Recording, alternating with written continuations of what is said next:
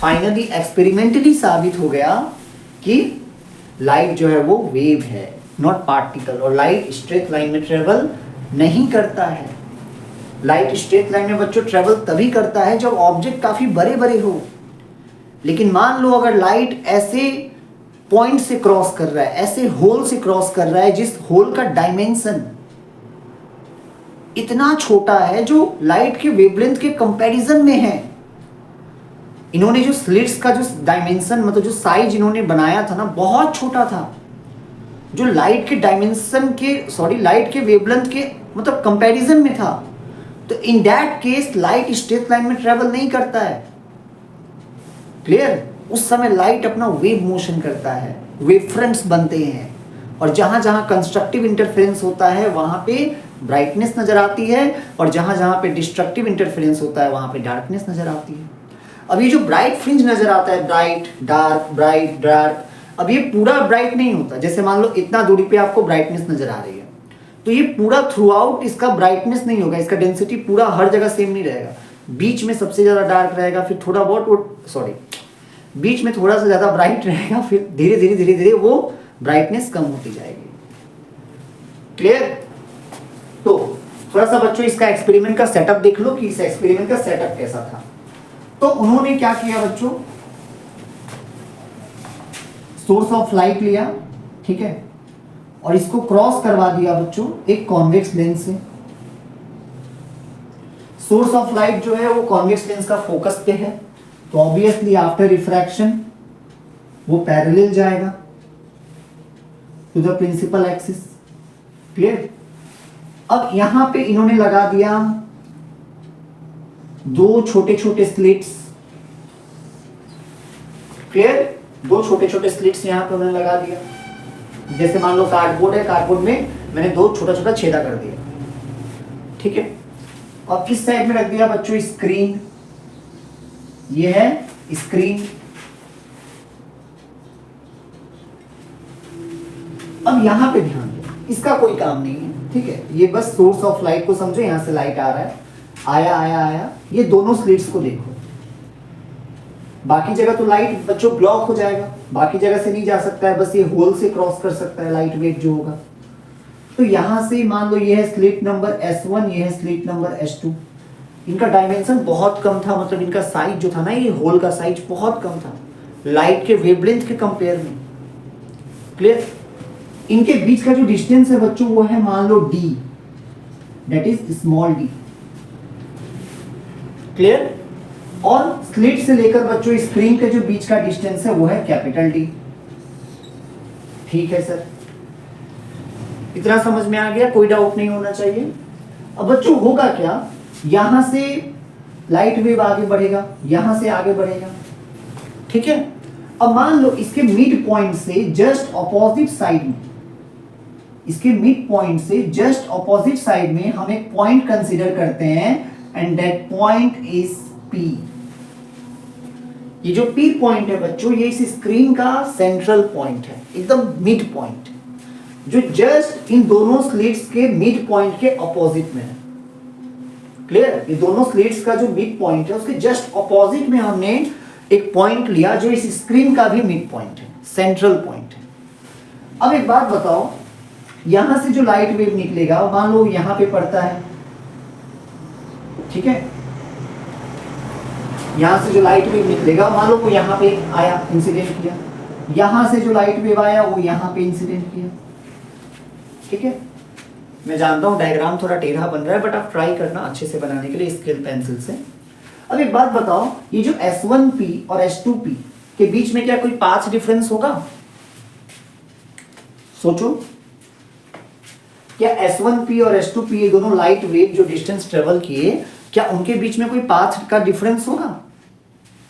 Calculate कर लो।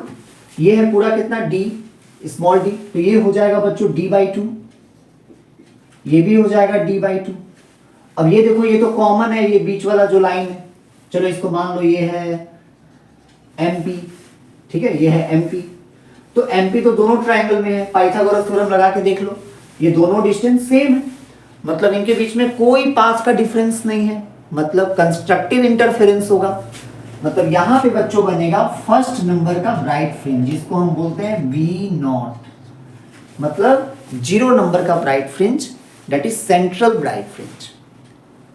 समझ पा रहे हो ना? देखो लाइट ऐसे गया ऐसे गया ऐसे गया, और इस सेंटर की स्क्रीन पे ब्राइटनेस नजर आया, जबकि ब्राइटनेस वही नजर आना चाहिए था अगर लाइट, जैसे न्यूटन कहते थे कि लाइट स्ट्रेट लाइन में ट्रेवल करता है, तो स्लिट के जस्ट ऑपोजिट में स्क्रीन पे जो हिस्सा होता वहीं पे ब्राइटनेस नजर आता। ये तो बीच में नजर आ रहा है ब्राइटनेस, है ना? मतलब एक्सपेरिमेंट ही प्रूव कर रहा है कि लाइट का वो जो नेचर है ना स्ट्रेट लाइन में ट्रेवल करने वाला, वो केवल तभी तक है जब लाइट बड़े बड़े ऑब्जेक्ट से टकरा के जाए।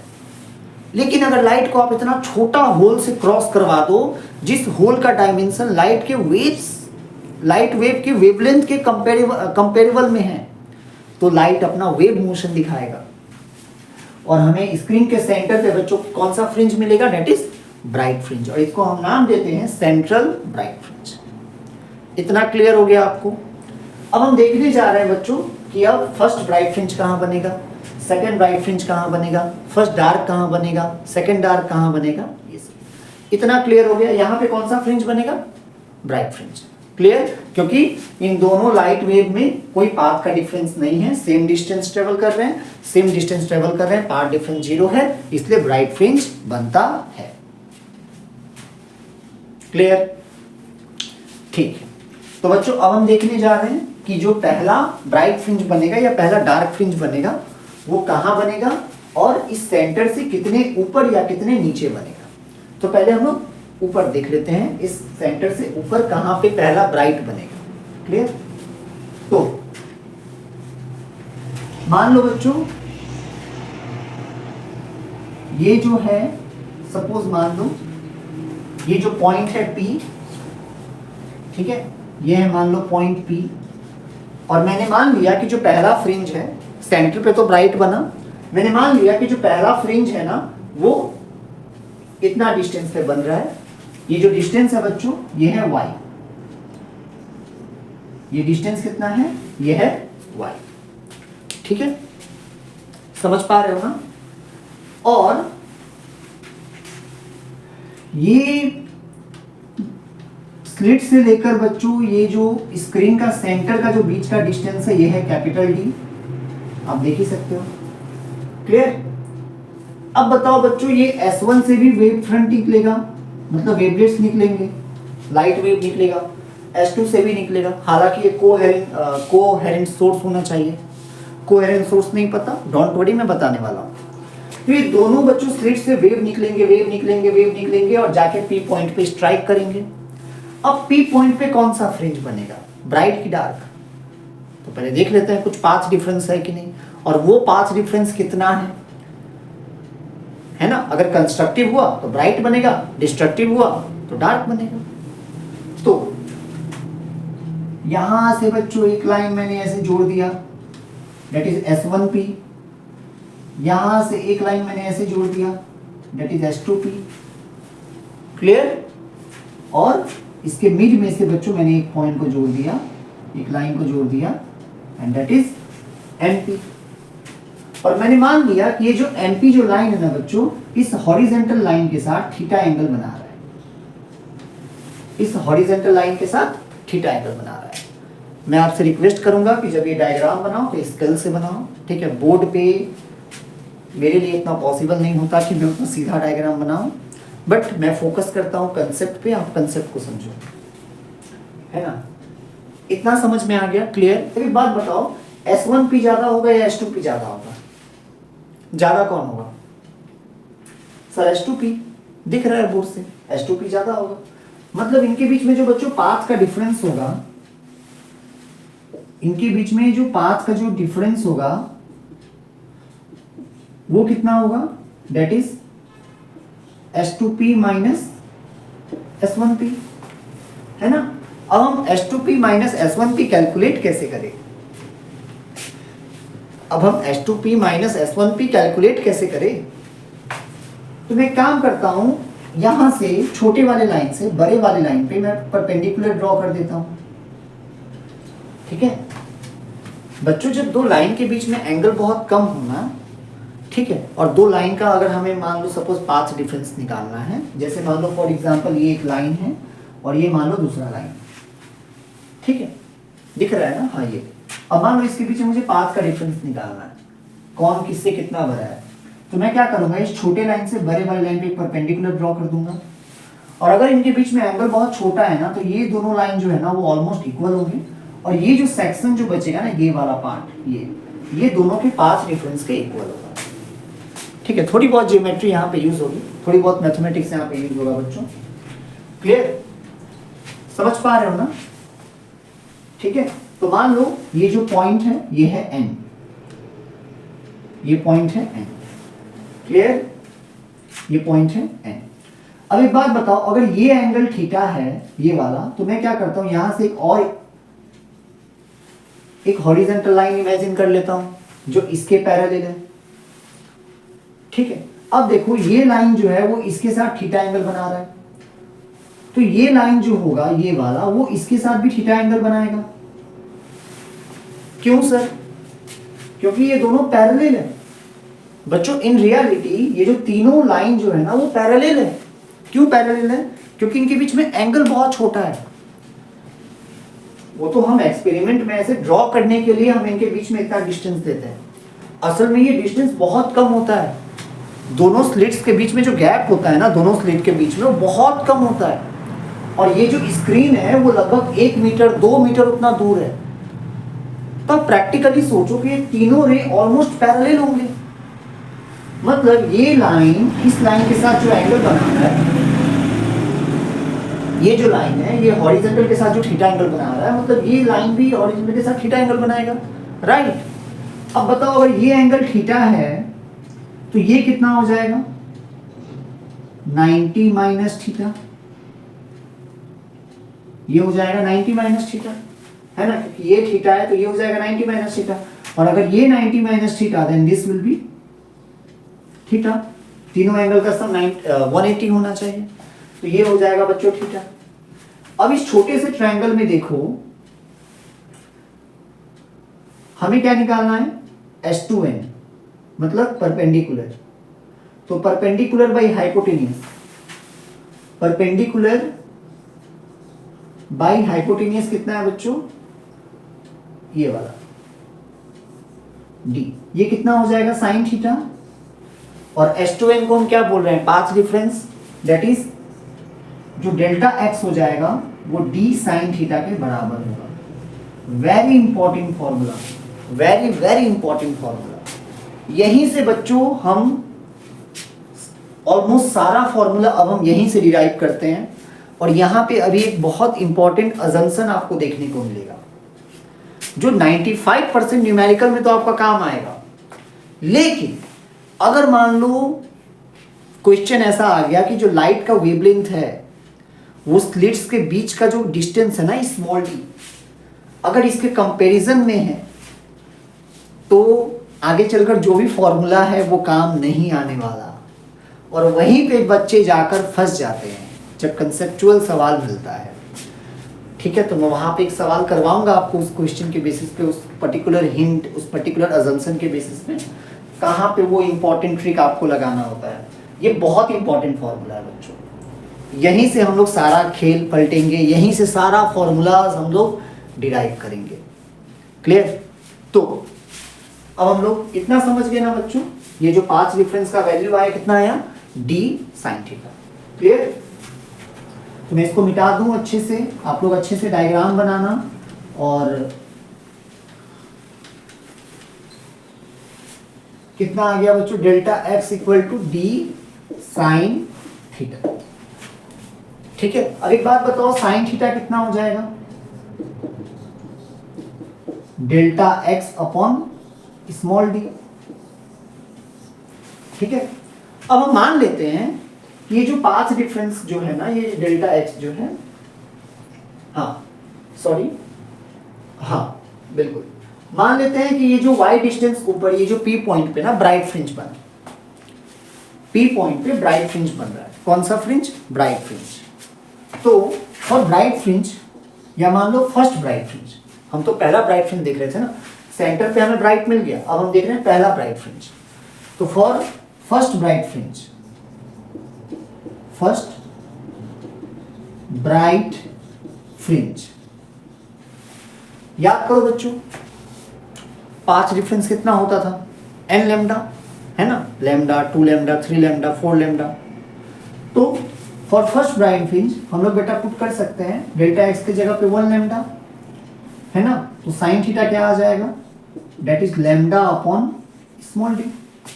अब आप बोलोगे सर पाथ डिफरेंस में जीरो भी तो था, तो जीरो तो यहीं पे यूज हो गया जो सेंटर पे बना, दोनों के बीच में क्या पाथ डिफरेंस था, नहीं था ना पाथ का डिफरेंस यहाँ पे। अब फर्स्ट के लिए तो हम लोग 1 लैम्डा पुट करेंगे।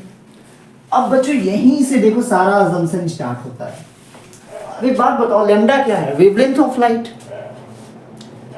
एक विजिबल लाइट का वेवलेंथ होता कितना है, 4000 आर्मस्ट्रॉन्ग से 8000 आर्मस्ट्रॉन्ग। आर्मस्ट्रॉन्ग का मतलब 10⁻⁻10। लैम्डा जो होगा बच्चों वो किसमें होगा, आर्मस्ट्रॉन्ग में होगा, मतलब 10⁻⁻10 के रेंज में होगा। और डी मिलीमीटर में होगा, और मिलीमीटर का मतलब 10⁻−3, 10⁻−3। तो सोचो ये डी जो है वो लैम्डा से बहुत बड़ा है, और जब डी लैम्डा से बहुत बड़ा हो मतलब ये फ्रैक्शन बहुत छोटा आएगा, मतलब थीटा बहुत छोटा है, एंगल जो है वो बहुत छोटा है। समझ पा रहे हो ना आप यहां से, क्योंकि डी तो बहुत बड़ा है ना, D is very very greater than lambda.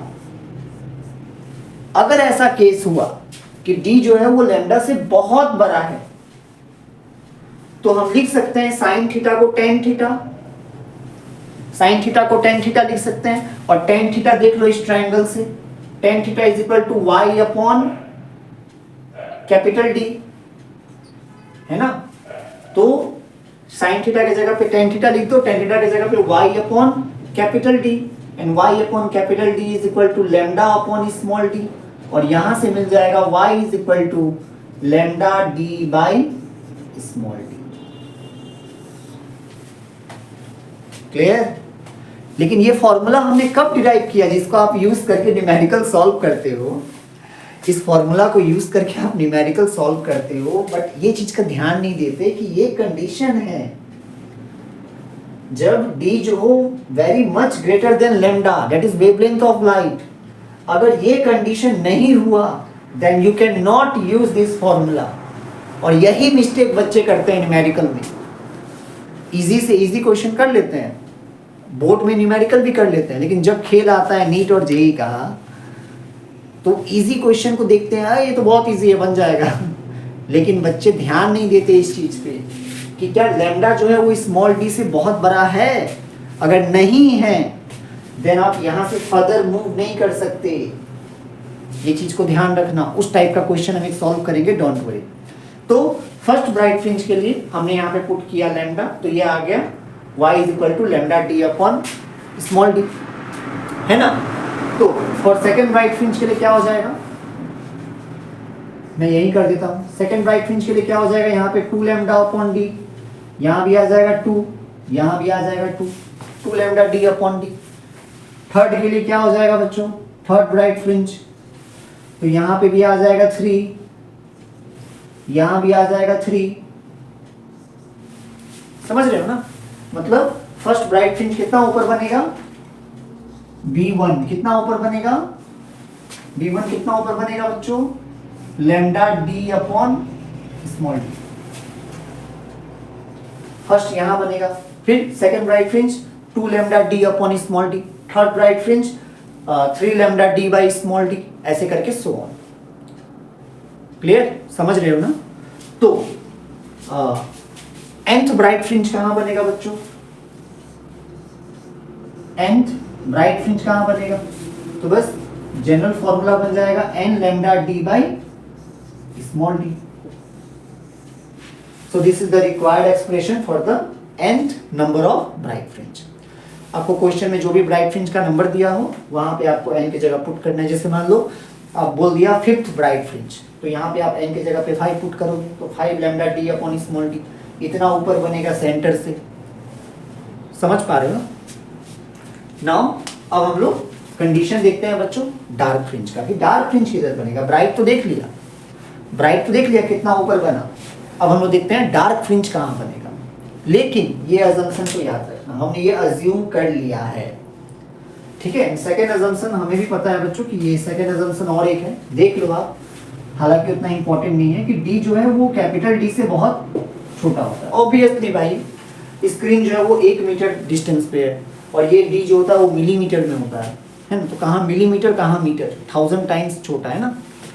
तो वो सेकेंड कंडीशन है, but this is most important for you for solving numerical question. This is most important assumption, you have to check whether this assumption occurs or not, otherwise you cannot use these all formulas, ठीक है। तो अब हम लोग देख लेते हैं bright fringe का कंडीशन। तो मेन फॉर्मूला बच्चों यही रहेगा, इसके बाद ही आपको मूव ऑन करना है,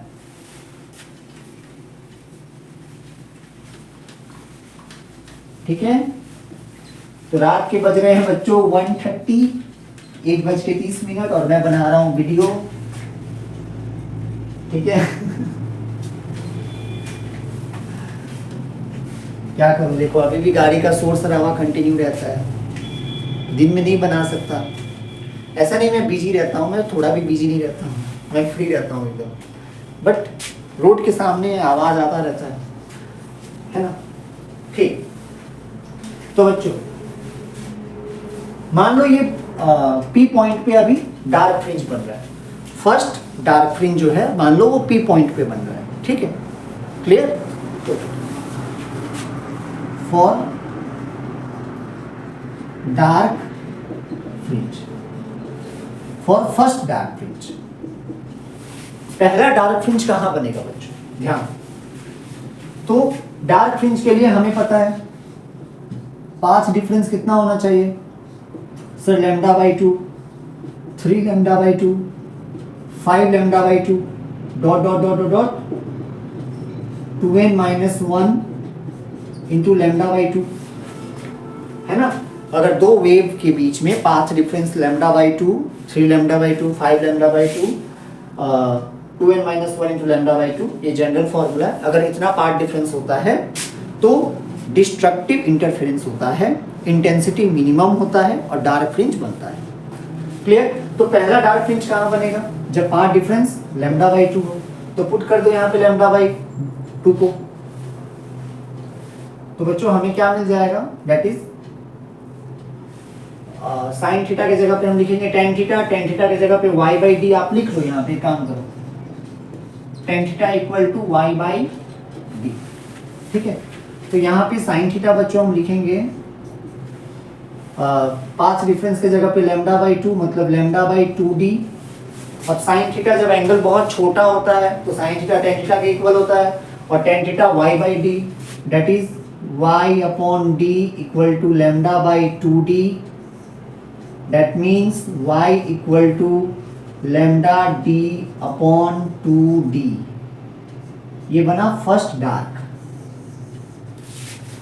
ठीक है। अच्छे से इस रिलेशन को देखो, फर्स्ट डार्क फ्रिंज बच्चों λd/2d, और फर्स्ट ब्राइट कितना ऊपर बना था λd/d, मतलब उसका हाफ, देख पा रहे हो ना, उसका हाफ, मतलब अगर मान लो सेंटर से 10 सेंटीमीटर ऊपर, मान लो सेंटर से 10 सेंटीमीटर ऊपर पहला ब्राइट फ्रिंज बना, तो सेंटर से 5 सेंटीमीटर ऊपर पहला डार्क फ्रिंज बनेगा। हालांकि दोनों ब्राइट के बीच में डार्क होगा, दोनों ब्राइट के बीच में तो डार्क ही होगा, बट वो डार्क जो फ्रिंज जो हम बोल रहे हैं ना 5 सेंटीमीटर ऊपर, वहां पे डार्क का इंटेंसिटी सबसे ज्यादा होगा। बच्चों कोई भी फ्रिंज का ना जो इंटेंसिटी होता है वो through out the fringe width same नहीं होता, बीच में सबसे ज्यादा मैक्सिमम होता है, और धीरे धीरे धीरे धीरे करके जैसे जैसे आप ऑपोजिट साइड्स में जाओगे, जैसे मान लो ये फ्रिंज है तो इसका सबसे ज्यादा इंटेंसिटी इसके मिड पॉइंट पे होगा, और साइड जाते जाते वो जो डार्कनेस होगा ना वो कम होता चला जाएगा, क्लियर।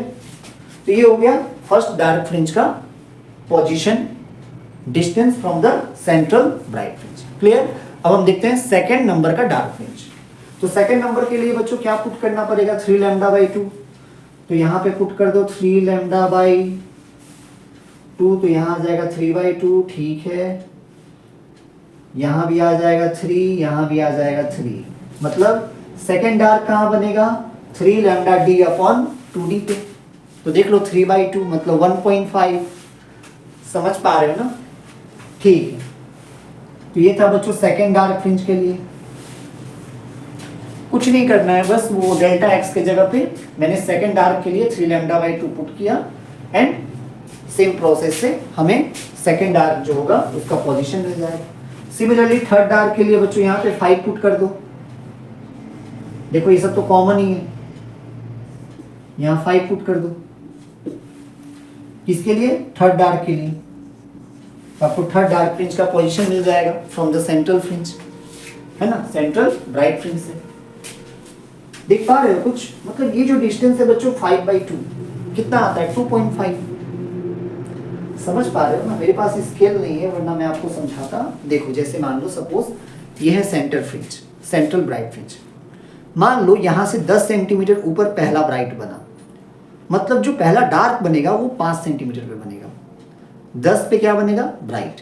फिर 15 सेंटीमीटर पे डार्क, देन 20 सेंटीमीटर पे ब्राइट, 25 सेंटीमीटर पे डार्क, 30 सेंटीमीटर पे ब्राइट, फिर 35 सेंटीमीटर पे डार्क, 40 सेंटीमीटर पे ब्राइट।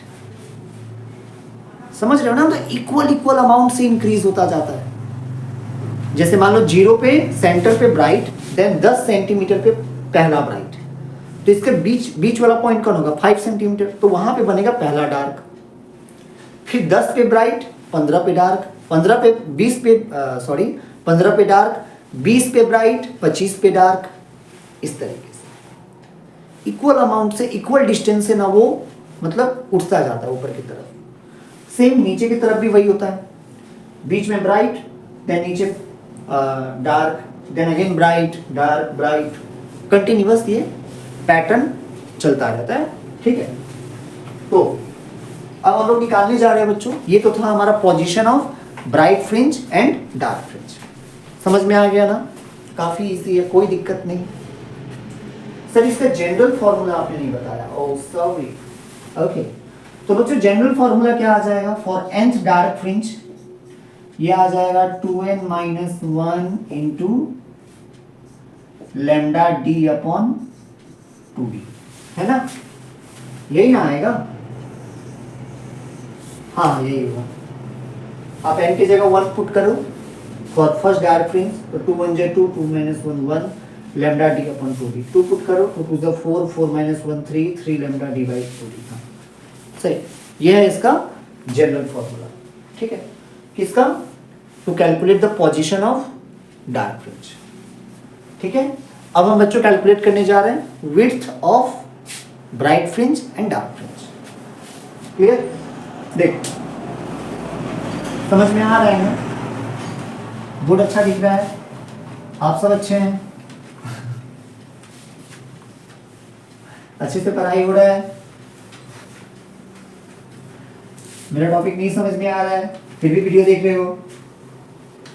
क्योंकि बच्चे मुझसे प्यार करते हैं।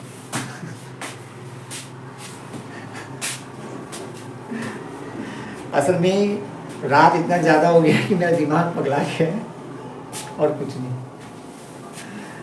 ठीक है, अच्छा देखो, तो बच्चों अब हम कैलकुलेट करने जा रहे हैं, फ्रिंज का विड्थ। अब हम कैलकुलेट करने जा रहे हैं कि जो ब्राइट फ्रिंज बनता है, सर आपने तो बता दिया कितना ऊपर ब्राइट फ्रिंज, कितना ऊपर डार्क। ठीक है सर, उस फ्रिंज का विड्थ कितना होगा? चलो कैलकुलेट करते हैं। जैसे मान लो ये है स्क्रीन, ठीक है, मान लो ये यहां पे बना बच्चों सेंट्रल ब्राइट फ्रिंज। अब एक बात बताओ, फर्स्ट ब्राइट फ्रिंज कहां बना? यहां पे मान लो यहां पे बना था फर्स्ट ब्राइट फ्रिंज B1। कितना ऊपर बना था sir? Lambda D upon small D. कितना डिस्टेंस पे बना था, है ना? चलो यहां से मैं लाइन खींच देता हूं ताकि आपको स्केल की मदद से मैं समझा सकूं कि कैसे विड्थ कैलकुलेट करते हैं। पहला डार्क कहां बना था बच्चों? एकदम यहां, एकदम मिड पे। कितना डिस्टेंस पे बना था? Lambda D upon 2d। Clear? Second bright कहां बना था? मान लो यहां बना। कितना ऊपर बना था second bright? 2 lambda D upon small D. ठीक है, सेकेंड डार्क कहाँ बनेगा? जस्ट इसके बाद बनेगा, B1 के बाद ये है B2, ये है D2। कितना ऊपर बना था? तो ये बना था बच्चों 3 लैम्डा डी अपॉन 2D। कुछ समझ में आ रहा है? देखो ध्यान से देखो इसको। 1, this is half, half 1, 1.5 that is 3/2, 1.5, then again 2। समझ पा रहे हो ना मैं जो बोल रहा था वही, मतलब जैसे मान लो ये स्केल है, हाँ, और सेंटर ब्राइट फ्रिंज बनता है मान लो 0 नंबर पे यहाँ। तो स्केल से जब आप ऊपर बढ़ोगे, जैसे मान लो ये है 10 सेंटीमीटर, फर्स्ट ब्राइट जो है मान लो वो 10 सेंटीमीटर पे बन रहा है, तो 5 सेंटीमीटर पे कौन सा बनेगा? डार्क। 10 पे ब्राइट, 15 पे डार्क, फिर 20 पे ब्राइट, 25 पे डार्क, फिर 30 पे ब्राइट, 35 पे डार्क, एंड सो ऑन। समझ पा रहे हो ना? समझ में आ रहा है ना? फिक्स। तो बच्चों अब हमें निकालना है द ब्राइट फ्रिंज का विड्थ, है ना, विड्थ ऑफ ब्राइट फ्रिंज। वो हम कैसे निकालें? तो एक बात बताओ, अगर मैं सेकेंड डार्क में से अगर मैं फर्स्ट डार्क को माइनस कर देता हूं, मतलब सेकेंड डार्क का जो डिस्टेंस है सेंटर से, अगर मैं इतने में से इस फर्स्ट डार्क का डिस्टेंस को माइनस कर दूं तो मुझे ये डिस्टेंस पता चल जाएगा, है ना। मतलब the distance between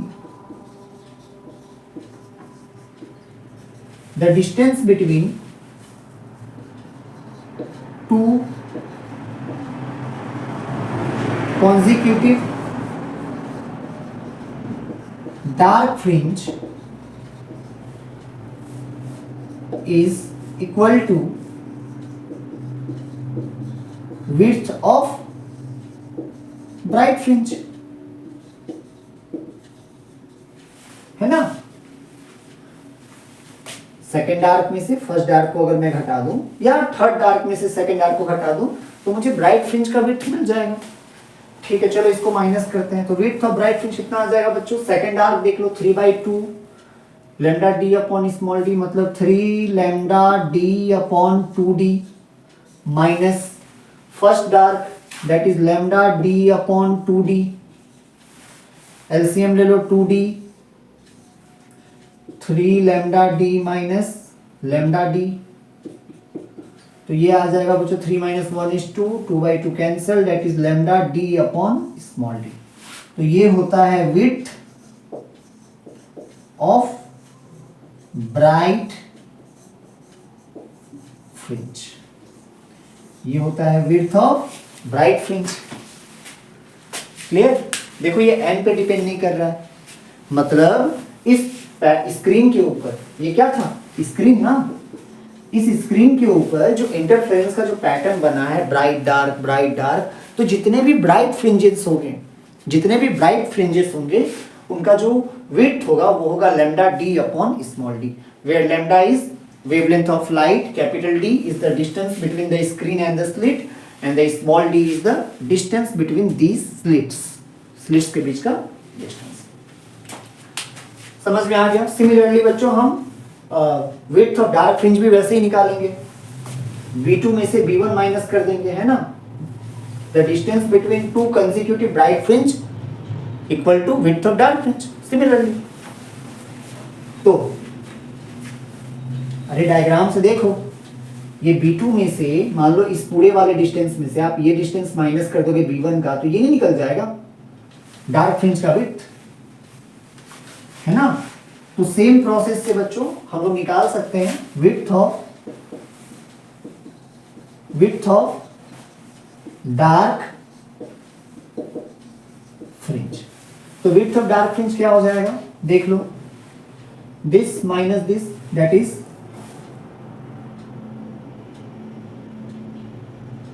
sorry B2 minus B1 ना, that is 2 lambda D upon small D minus B2 minus B1, that is lambda D upon small D. तो 2 - 1 is 1, दोनों सेम है, देख लो कॉमन है ये, तो ये आ जाएगा lambda D upon small D. तो ये होता है बच्चों width of dark fringe, width of dark fringe, width of dark fringe कितना है बच्चों? lambda d upon small d, where lambda is the wavelength of light, d is the distance between slit and screen, and this small d is the distance between the two slits. Clear? समझ में आ गया? और एक चीज आप यहाँ पे notice करोगे बच्चों कि जो डार्क फ्रिंज का जो विड्थ है ना, वो वही है जो ब्राइट फ्रिंज का विड्थ था। मतलब जितना मोटा ब्राइट फ्रिंज बनेगा उतना ही मोटा डार्क फ्रिंज बनेगा। कितना सुंदर पैटर्न नजर आएगा। सोचो, सेंटर पे पहले ब्राइट बना, है ना, फिर इतना मोटा डार्क था, मतलब वहाँ लाइट का इंटेंसिटी कम था, फिर ब्राइट 2 सेंटीमीटर का, दोनों का तो विड्थ सेम होता है ना, ब्राइट और डार्क का, फिर डार्क, फिर ब्राइट, फिर डार्क, फिर ब्राइट। सुंदर सा पैटर्न नजर आएगा। ये एक्सपेरिमेंट आप घर पे भी कर सकते हो, बट आपको सेटअप अच्छे से तैयार करना पड़ेगा। ये नहीं कि आप बड़े बड़े होल से लाइट मार दिए और मम्मी को बोले देखो मम्मी देखो इंटरफ्रेंस का पैटर्न नजर आ रहा है, देख चप्पल लगाया, कहाँ पे पैटर्न दिखा, कुछ भी तो नहीं है। तो बच्चों वो होल का जो साइज है ना, होल का जो साइज है वो लगभग लाइट के वेव के कंपैरिजन में होना चाहिए, और स्लिट्स के बीच का डिस्टेंस बहुत कम होना चाहिए, तब जाके आपको ये एक्सपेरिमेंट मतलब सक्सेसफुल लगेगा। अदरवाइज लाज जूता खाओगे मम्मी से, ठीक है। तो बच्चों लगाओ न्यूमेरिकल्स। अब हम लोग सॉल्व करने जा रहे हैं 2 से 3 इंपॉर्टेंट न्यूमेरिकल्स जो काफी ज्यादा मजेदार हैं, और इसमें से मैक्सिमम क्वेश्चंस बच्चों नीट के हैं, ठीक है। कोशिश करोगे ना? चलो ट्राई करो। इसको शॉर्ट फॉर्म में चलो बच्चों बोलते हैं YDSE, Young's double slit experiment. तो क्वेश्चन नंबर 1, इन YDSE बच्चों स्मॉल d मान लो दिया हुआ है 1 मिलीमीटर, वेवलेंथ ऑफ लाइट मान लो दिया है 6000 आर्मस्ट्रॉन्ग, और मान लो कैपिटल D दिया हुआ है 2 मीटर। कैलकुलेट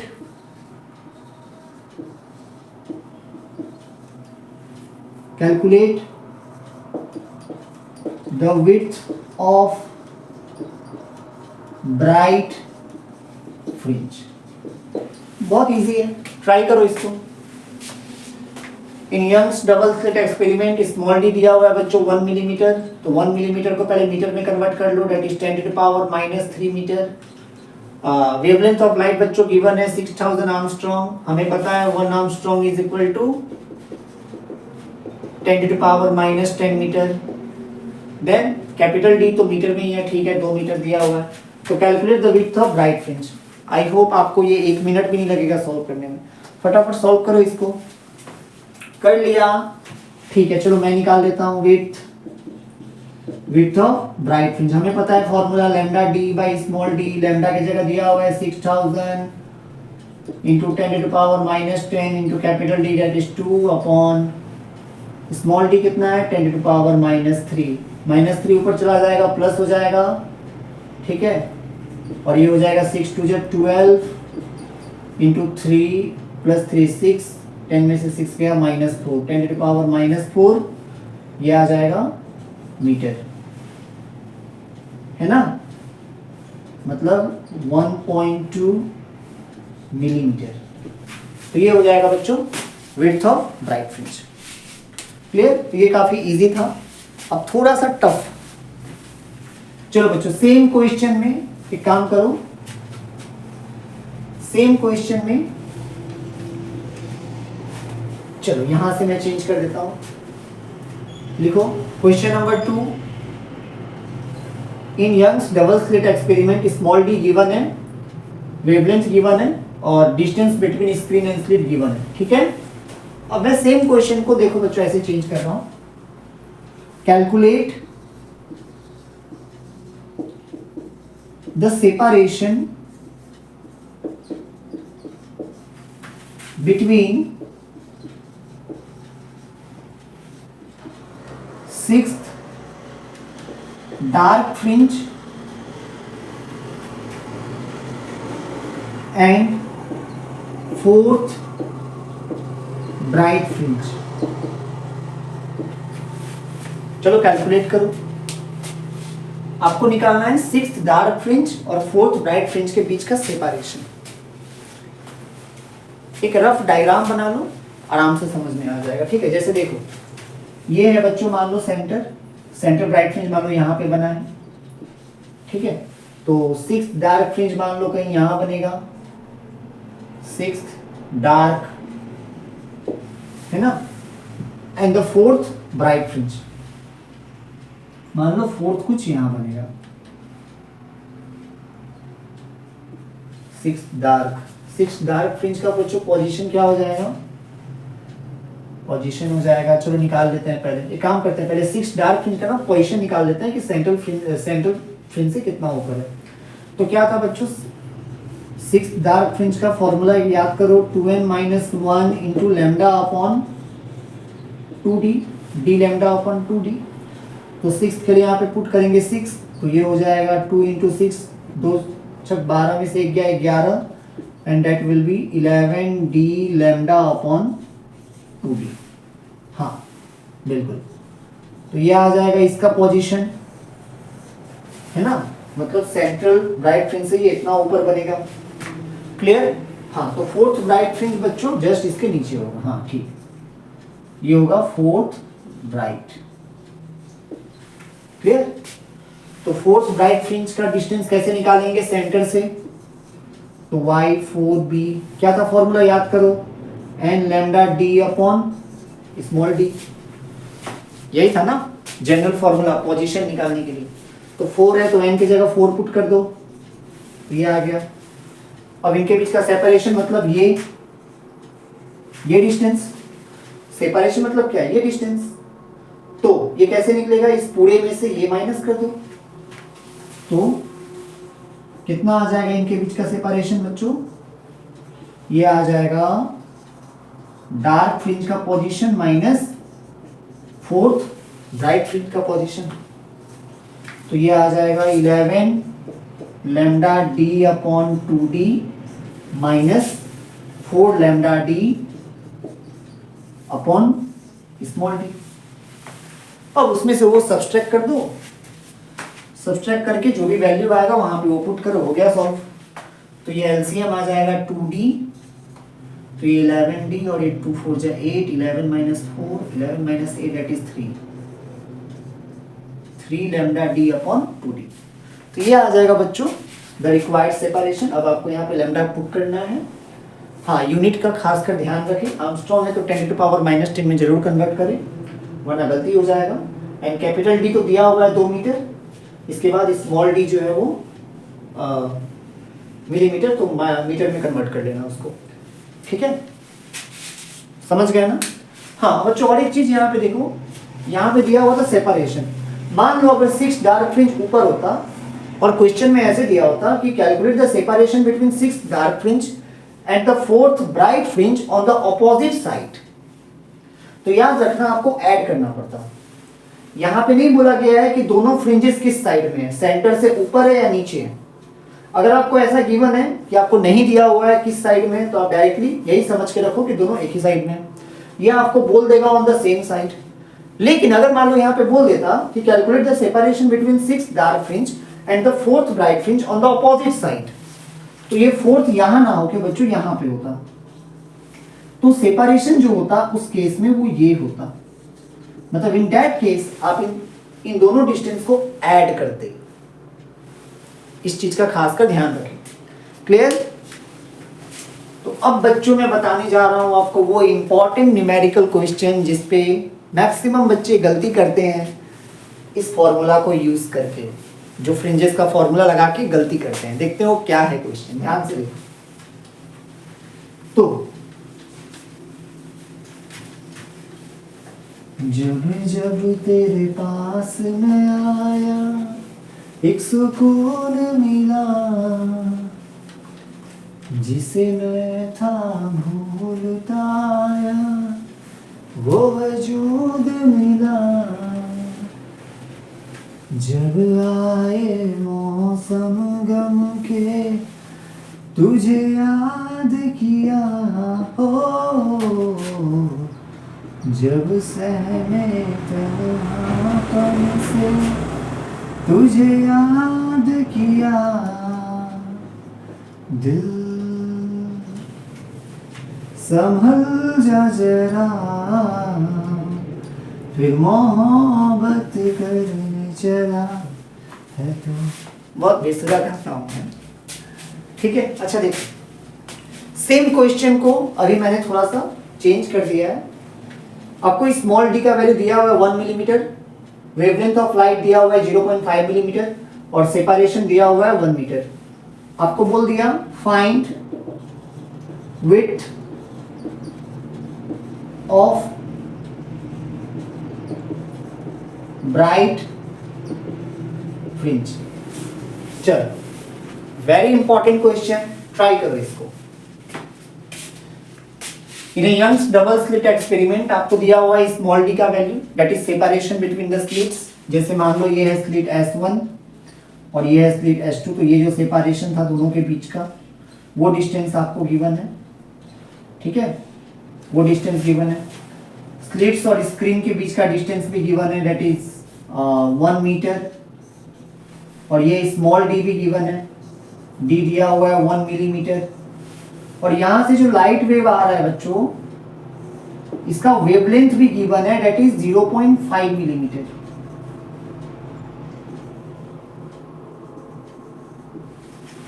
ठीक है, चलो कैलकुलेट करो। ठीक है, तो ब्राइट फ्रिंज का विड्थ कितना होगा? तो विड्थ हो जाएगा बच्चों lambda D upon small D.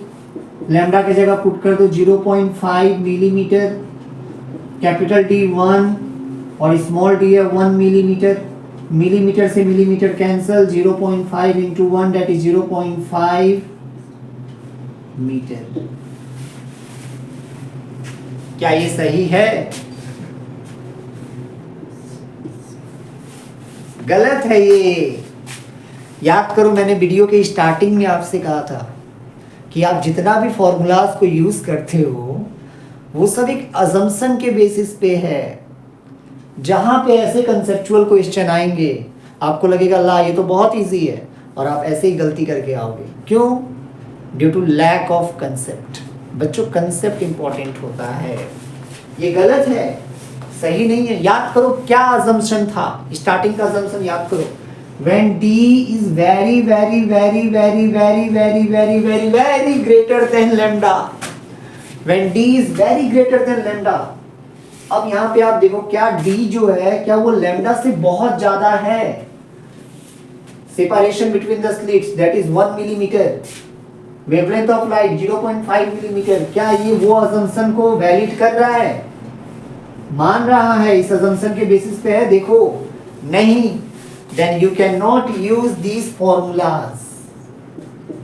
तो आप नहीं कर सकते ये फॉर्मूलाज को यूज। और यही वो क्वेश्चन है, यही वो कंसेप्ट है जहां पे मैक्सिमम बच्चे फंस जाते हैं, गलती करके आते हैं। तो सर कैसे सॉल्व करें? ध्यान से देखो। तो बच्चों इसमें क्या करना है, आपको वही मेन फॉर्मूला को यूज करना है। याद करो हमारा मेन फॉर्मूला क्या था, याद आया कुछ? मान लो ये फर्स्ट ब्राइट फ्रिंज बोल रहा है, ठीक है। चलो तो याद करो हमारा एक फॉर्मूला था बच्चों, sine theta is equal to lambda upon small d. याद आया? Sine theta equal to lambda upon small D. तो लैम्डा कितना गिवन है? 0.5। स्मॉल डी कितना है? 1 मिलीमीटर। मिलीमीटर कैंसिल हो जाएगा ऊपर नीचे, काट दो, तो यह आ जाएगा हाफ। साइन थीटा में हाफ मतलब 30 डिग्री। तो यहां पे आ जाएगा बच्चों, तो थीटा आ जाएगा 30 डिग्री। मतलब ये एंगल्स छोटे नहीं है। याद करो वो अजम्पशन वाला फॉर्मूला हमने डिराइव किया था जब एंगल बहुत छोटे होते थे और आप साइन थीटा को लिखते थे tan theta perpendicular upon base, तब जाके ये फॉर्मूला डिराइव होता था विड्थ वाला। लेकिन यहाँ पे क्या एंगल छोटा है? नहीं है। समझ रहे हो ना? ऐसे ही बच्चे लोग फंस जाते हैं, नहीं कर पाते हैं सॉल्व। तो आपको सिंपली ये फॉर्मूला याद रखना है, क्योंकि यहीं से एंगल छोटा होता था, फिर हम अज्यूम करते थे टेन थीटा लिखते थे, y बाई डी इसके इक्वल करके विड्थ निकालते थे। अब वो काम नहीं आएगा। बिकॉज क्यों काम नहीं आएगा?